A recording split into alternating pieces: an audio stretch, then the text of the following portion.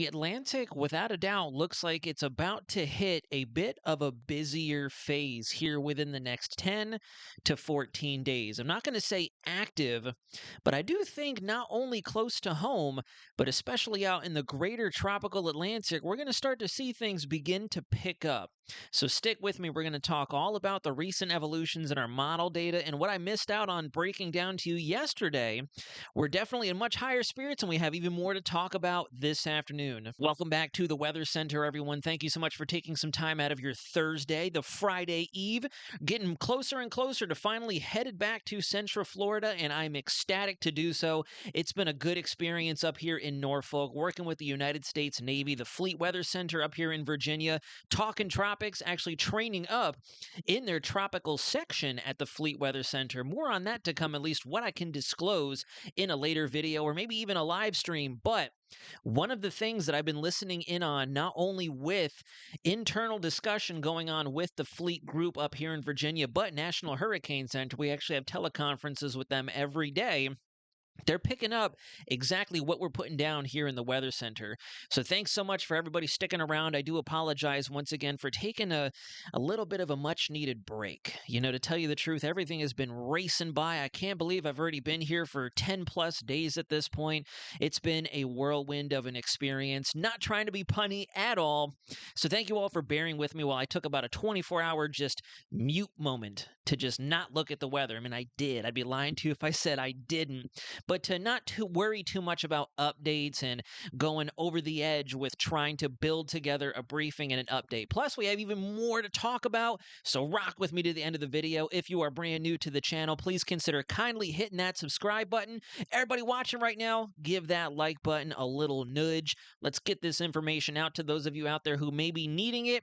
Drop me a comment in the comment section down below. Let me know if you are watching from the islands out there. Wherever it is you are watching from, come and say hello. I'd love to say hi and have a conversation with you, but I want my island viewers out there from the Lesser Antilles, upper portions of South America, all the way through to the Bahamas, Central America, wherever it is you reside. Drop in the comments right now where you're watching from, because we're going to be talking about everybody. And with that being said, let's get you over to National Hurricane Center's homepage. So 93L. Bit of a dead stick. We're still holding, oh, actually, I should say, as of 2 o'clock, 40 minutes ago, we're now down to a 10% shot this does anything. And, you know, to tell you the truth, considering the fact that it's now inland over southeast Louisiana, wreaking havoc on their area, causing lots of widespread showers and storms, I'll show you on the satellite. You know, this definitely underperformed. It definitely underperformed. It had the opportunity, and all of our models were very much so in love with this thing, trying to do something, trying to blossom into a more organized area of closed low pressure just outside of Louisiana, the immediate southern border of Mississippi, but never quite got to doing it. And that's okay, because to tell you the truth, you'll see here in a moment, we're probably going to have 2, if not 3, maybe even 4 more attempts in the immediate horizon. And I want you to see something that's hilarious with this feature. For those of you who were around in the 2004 hurricane season, I'm coining this phenomena the Timu version of Hurricane Gene circa 2004. I'll show you why. The rest of the tropics are quiet, although I do think, again, in a very familiar spot, we're going to be watching in this general area of the southeast all over again, maybe even 2 more times before July is over with, and the MDR pushing towards the Lesser Antilles. We'll talk all about that here in a moment if I can get my Epic Pen to cooperate with me.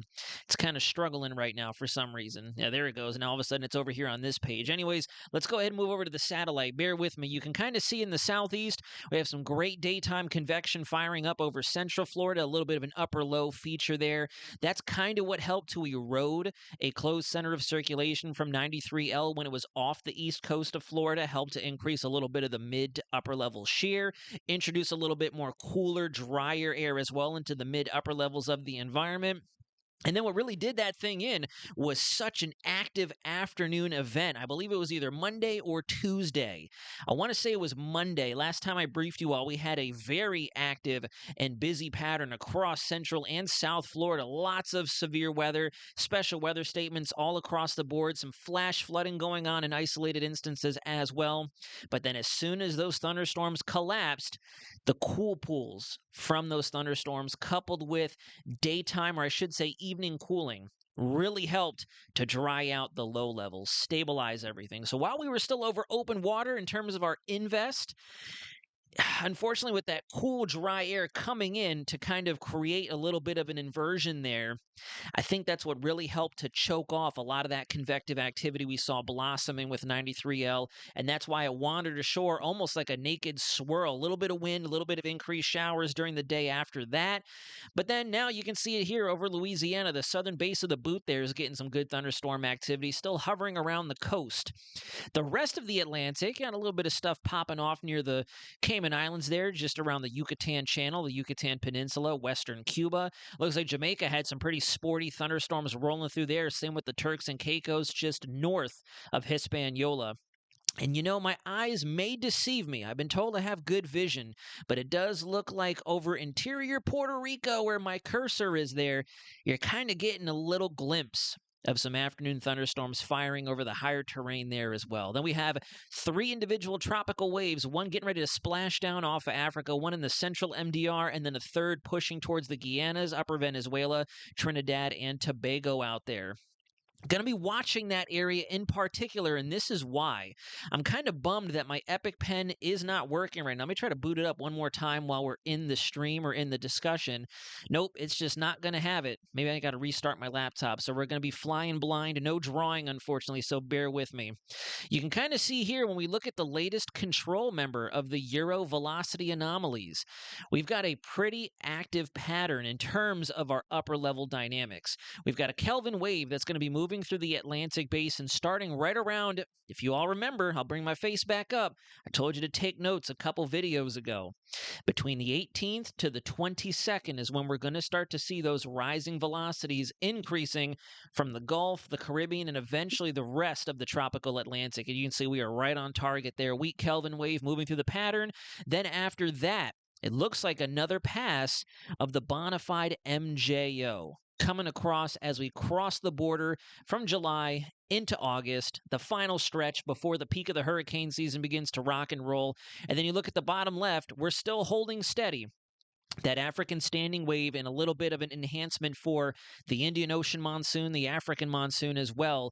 That signal is still holding prominence. So despite the sinking anomalies we have across the Atlantic, it is without a doubt safe to say we will probably have some healthy tropical waves crashing down off the coast of Africa that we're going to have to watch. And the models are most definitely picking up on that. Before we get into the waves, though, let's talk close to home. This is our Pacific North American Oscillation, the PNA. And if you notice, I'm not going to spend a lot of time on here. We are still in a very aggressive negative phase. I mean, you take a look at an upper air chart and you can see the subtropical ridge extension over the Gulf extending up through the eastern U.S. 3,000 miles away. You can probably see it from the International Space Station, figuratively speaking. Then eventually, same song and dance as we saw through May, June, the first half of this month, or I should say as we conclude the first half of this month, we try to come back into a positive phase. But even here, if you notice, the mean barely squeaks us past the neutral threshold, but the control member keeps us at neutral, if not going right back to negative. Then remember, for those of you unfamiliar with this, positive phase, trough. We call it the East Coast Shield, the Florida Shield, if you will. You have a trough over the eastern United States. Anything that gets going in the Atlantic or close to home is immediately either going to get sheared apart or slingshot back out into open water. In this case, if we have such a dominant ridge still holding steady out there the way we do now as we rock through August and especially September and October, I want to say, for those of you out there who are going to come for me in the comments, without sounding too whoa, this could come back to bite us in the rear end. We've already technically had 2 very impactful storms, albeit from perspective, they were tropical storms, but from a matter of impacts, boy, they were substantial.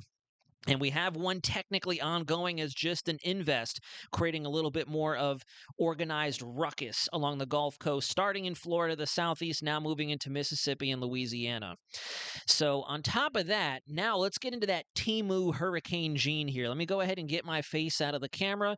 This is 93L right there. And again, look at that negative PNA. Look at the giant anticyclone there. And once again, for those of you watching, normally I would doodle in with my Epic pen, but for some reason it's just not quite working for me. And for the sake of time, I'm not going to go through trying to reset it. So here's 93L. If you look where my cursor is between the panhandle of Florida and Louisiana, watch what that ridge does as it captures what's left of our invest. See the ridge really building in? Look at this tropical wave right here, too. Another healthy wave. That's another kicker here we want to watch very closely as we meander around this large subtropical anticyclone. That's just going to continue to warm things up for us, not only across the south, but across open water as well. If you notice, look at what the vorticity is doing. It's kind of coupling up with a shortwave, a little bit of an extension of a shortwave trough embedded within the upper air pattern over eastern Canada, the northeast United States, and the Great Lakes. So watch what happens as we get this tropical wave, this very stretched out axis in the Atlantic, to meet up with frontal remnants and what's left of 93L. Look at this. Look at that. Same general spot. This is picked up on all of our other models as well. The Korean model, the GFS, the Canadian, the Icon, albeit the Icon lost points with me. It went from scaring the living daylights out of everybody, hurricane coming for Louisiana and Texas, and then dud.